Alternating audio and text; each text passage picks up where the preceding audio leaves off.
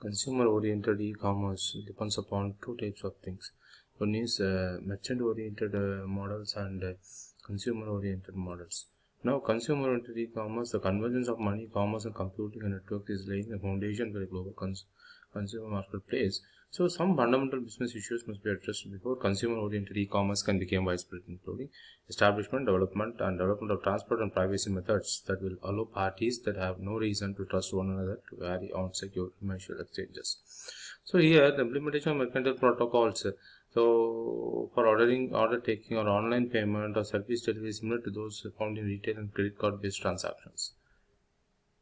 So consumer-oriented applications, we are in intermediate services, advanced services, then coming to home shopping, television-based and catalog-based shopping, home entertainment, then size of home entertainment market, impact on home entertainment, and microtransactions of the information. So mercantile process models defines the interaction between the consumer and the merchant.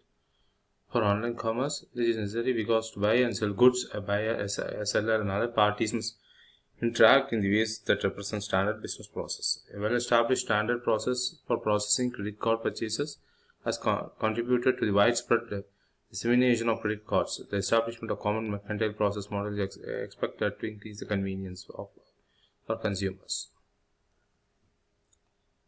So consumer perspective, so we have to plan pre-purchase preparation, purchase consumption, post-purchase interaction phase, steps taken by the customer in purchasing.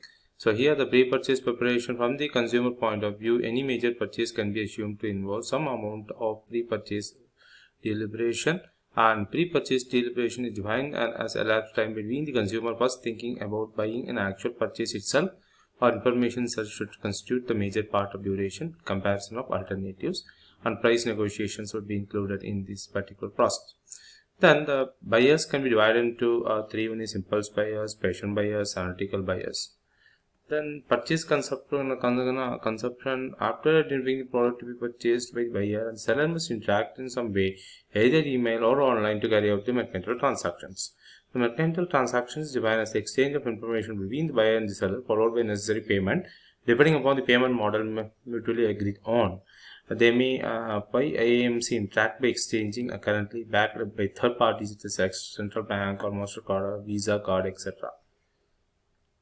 So post-purchase interaction is as long as there is a payment for services, there will be references, distributes, other customer service issues that need to be considered. The returns and claims are an important part of purchasing process that impact the administrative costs, scrap, and transportation expenses and customer relations. To overcome these problems, many companies design their mercantile process for one way. Returns and claims must be followed upstream. So this is a complete flow diagram for pre-purchase interaction, purchase consummation, and post-purchase interaction. So then coming to the merchant perspective, as we have seen earlier, the e-commerce order management cycle is completely oriented with order to delivery cycle from the merchant perspective has been managed with an eye towards standardization and cost. So this is based on assumption that the organization must create a set of operating standard for service and production. So they perform to those standards while minimizing the cost. To fully realize and maintain a competitive advantage in the online environment, it is necessary to examine the order management cycle. That also includes the traditional order to delivery cycle. However, the OMC has the following generic steps. One is pre-sale interaction, order planning, and order generation. So we have to plan what is the thing we are going to order, we have to plan, and then we have to generate the order. Then based on the cost, we have to choose the product, and pricing can be given by that particular seller. So here the generator, each and every thing the customer needs, and company capabilities, pricing at the individual order level depends on understanding the value to the customer. It's generated by each order, etc. Through order-based pricing, it is difficult to generate greater profits that are indicated by pricing. Then coming to the product, service, purchase, and delivery. So order receipt and entry. After the acceptable price code, the customer enters the order receipts and entries paid in order management cycle. So order selection and how to give a priority. So customer service representatives are responsible for choosing which to accept and order to decline. So not all customer order created equal. Some are better business and some are fit into the company's capabilities and offers healthy profits. So companies also make gains by the way they handle over priority to check which orders to execute faster.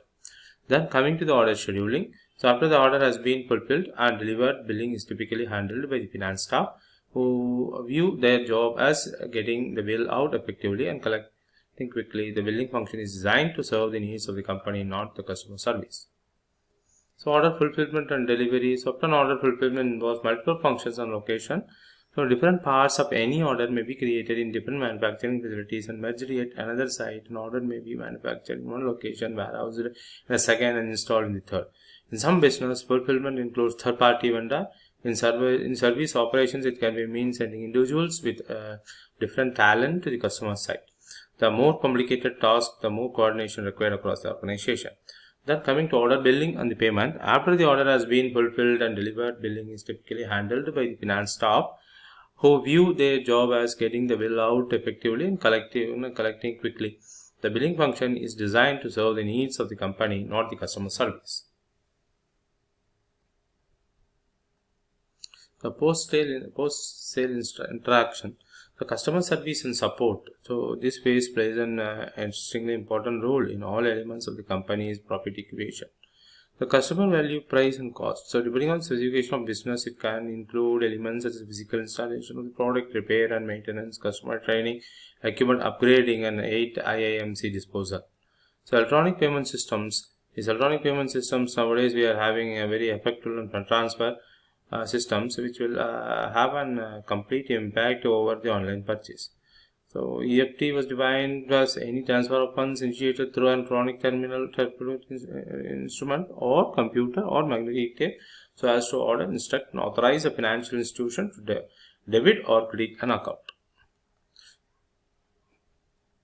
So this is all about the process of the post-scale interaction and also the mechanical model with respect to both customer and merchant perspective. So thank you all.